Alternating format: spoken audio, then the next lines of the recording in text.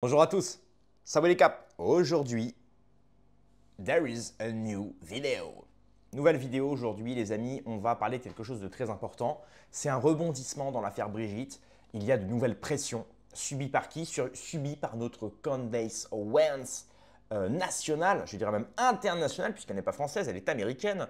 Eh bien figurez-vous que Candace Owens nous a fait une nouvelle vidéo hier.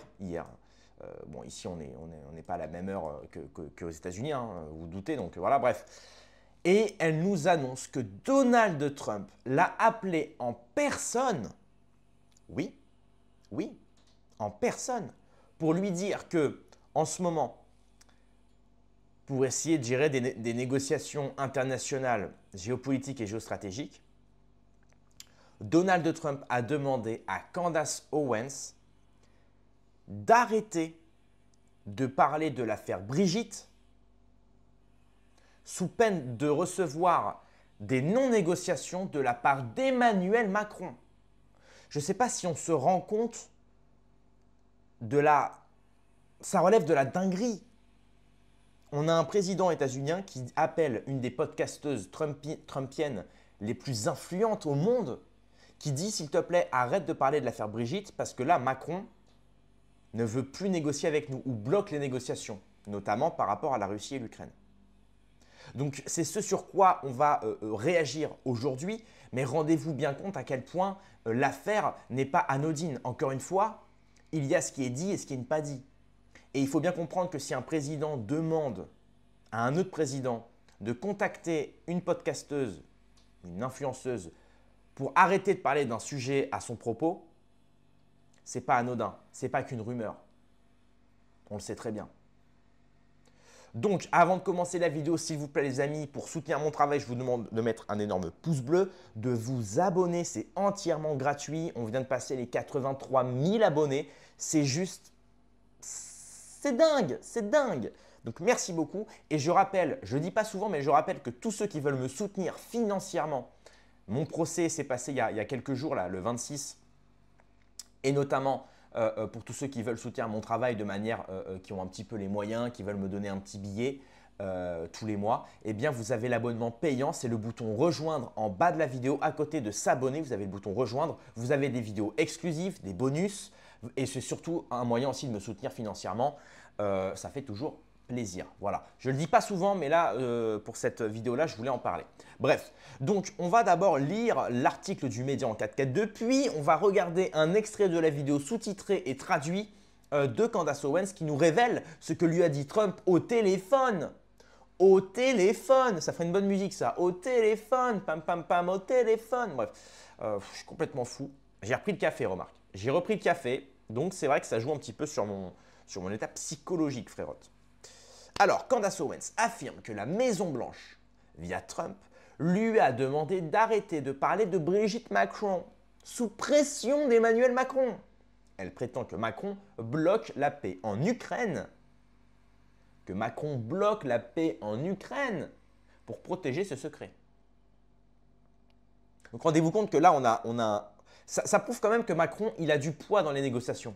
Parce que Trump, il pourrait lui dire « mais je m'en bats les steaks de Brigitte, sain, pas sain, tub, pas tub, je m'en fous ».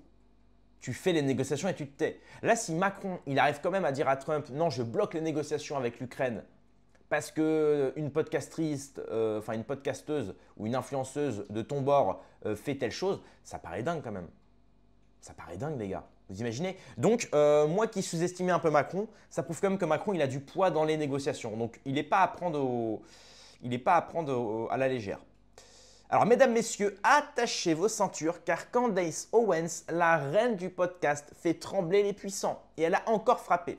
Dans son dernier épisode, elle se retrouve au cœur d'un complot mondial impliquant nul autre que, roulement de tambour, Brigitte Macron et son passé de Jean-Michel Trogneux. Préparez votre popcorn. Un message de la Maison-Blanche. Tout commence, selon Candace, le 24 février. Donc là, on est au début de la saison 1 de Becoming Brigitte. Lorsqu'elle reçoit un message mystérieux d'un ami. Ce dernier lui lâche « Hey, j'ai quelque chose à te dire de la part de la Maison-Blanche. Ils m'ont demandé de t'appeler. Je ne suis que le messager. » La Maison-Blanche, rien que ça. Et pourquoi? parce que quelqu'un de très haut placé lui demande, tenez-vous bien, de cesser de parler de Brigitte Macron. Excusez-moi, Candace, podcasteuse intrépide, se retrouve soudainement au centre d'une intrigue où son micro est plus puissant que les négociations internationales. Et c'est vrai que finalement, on se demande pourquoi Macron, il fait jouer le rôle des négociations politiques et géostratégiques avec une rumeur, disons, qui concerne le people. Finalement, ce n'est pas qu'une rumeur.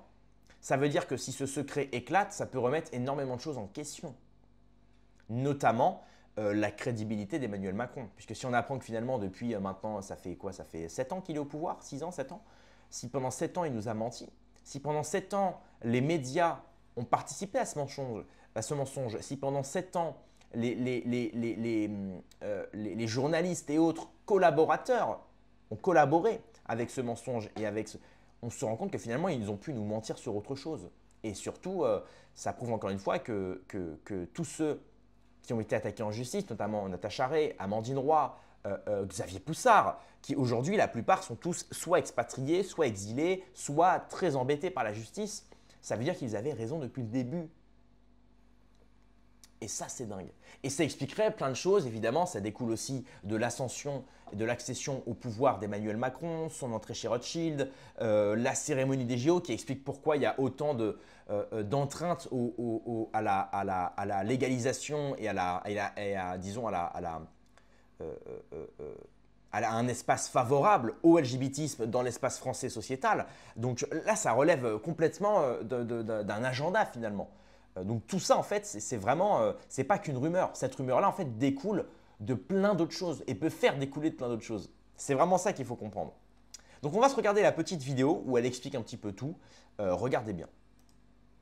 And I get another message that's like, Hop, je vais juste vous recadrer la vidéo pour que vous puissiez bien la voir. C'est quand même plus agréable. Voilà. Allez, c'est parti. hey, keep your phone on. And anyways, this phone call is coming from Florida. Pick up the phone, and lo and behold, you know, so here's what happened.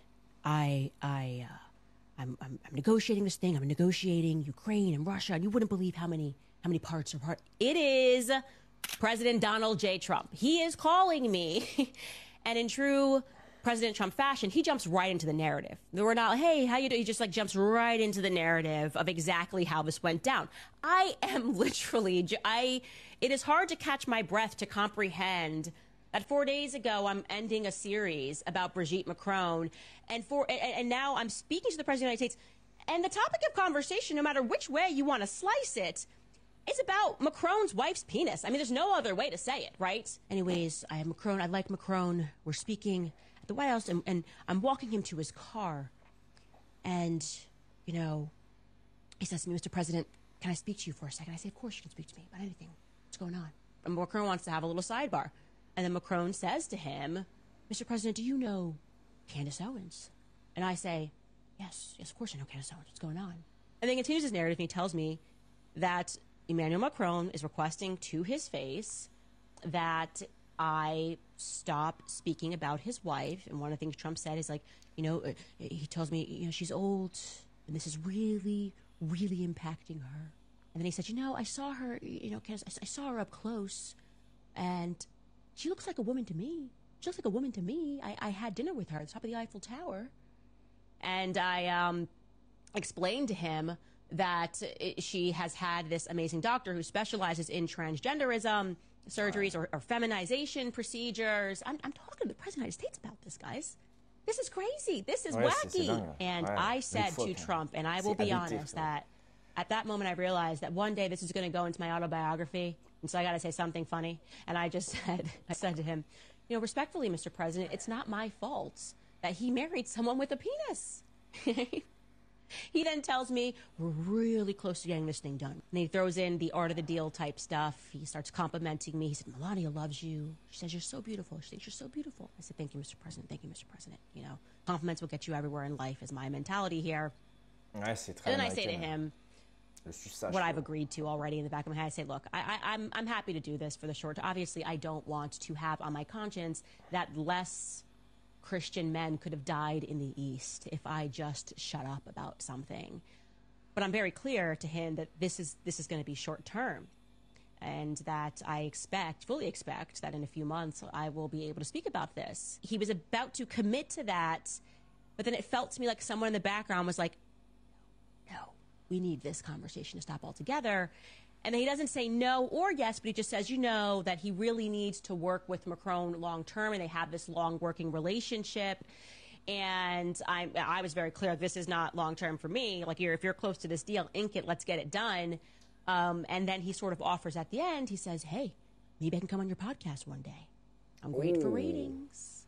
You're so Trumpian to give yourself a compliment. So I give him the Trump right back. And I say respectfully, Mr. President, I'm apparently good for ratings too, because you've got a leader of a country, the president of the country, oui, c'est pas faux. You to ask ouais.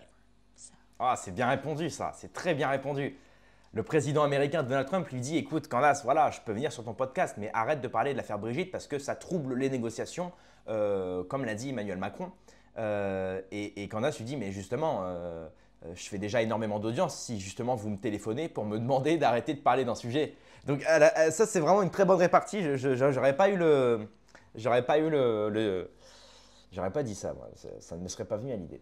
Mais on se rend compte à quel point, voilà, c'est pour vous dire vraiment à quel point cette histoire-là dépasse évidemment toute sobriété, bien évidemment, je veux dire. Et comme je vous ai dit, c'est parce qu'en fait, derrière, si les gens se rendent compte que le fait que Brigitte soit un homme ou pas, on s'en fout. Ça, de toute façon, avec le LGBTisme, avec les dérives sociétales, moi, vous savez, j'ai demandé aux Parisiens ce qu'ils en pensent, la plupart s'en foutent en réalité.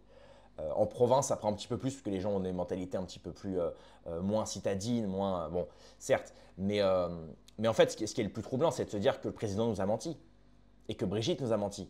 Et là, puis ça remettrait plein de choses en compte. Alors, qui sont ses enfants? Ses enfants ne sont pas ses enfants. Donc, ça remettrait en compte, ça remettrait en jeu plein de choses en fait. Puis qui est du coup le petit gros, le petit joufflu qu'on nous a présenté, enfin, etc., etc. Donc tout ça, évidemment, est assez inquiétant, est assez loufoque, comme elle dit. Mais c'est pour vous dire à quel point, là, je suis quand même assez troublé de voir à quel point Macron a du poids dans les négociations, finalement. Il n'est pas à prendre à la légère, ce type-là. Parce que comme il a réussi à convaincre Donald Trump de passer un appel avec… Donc ça prouve aussi à quel point Macron a du poids dans les négociations par rapport à l'Ukraine. Donc c'est vrai que quand il parle de réarmement européen face à la Russie, qui veut faire les gars à la Russie et tout, ce n'est pas des choses anodines. Et c'est pour vous dire à quel point ce type-là va nous mener vraiment, il dirige le pays droit dans le mur. Il dirige le pays droit dans le mur. Donc ce type-là, il faut vraiment qu'il arrête d'exercer le pouvoir. Hein. Moi, je lui demande gentiment, quoi. Arrête, mec. Arrête, c'est pas bien. Tu vois, c'est un peu comme Zizou qui te dit c'est pas bien, faut pas le faire. C'est pas bien. Faut pas le faire. Bah voilà, bah c'est pareil Macron. Arrête la guerre, c'est pas bien, faut pas le faire. Bref, voilà. Donc c'est tout ce que j'avais à dire, c'est tout ce à quoi nous avions à réagir. En tout cas, ça fait plaisir. D'ailleurs, il y a la saison 2 de Becoming Brigitte qui arrive cet été normalement. Inch'Allah, hein, comme on dit en Bretagne. Voilà. Merci d'avoir suivi la vidéo. Abonnez-vous, mettez un like. Ceux qui veulent me soutenir, n'oubliez pas que vous pouvez me soutenir de manière payante avec le bouton rejoindre. Rendez-vous dans quelques heures demain pour une prochaine vidéo. Paix et mort sur mes amis et mes ennemis et surtout sur mes ennemis.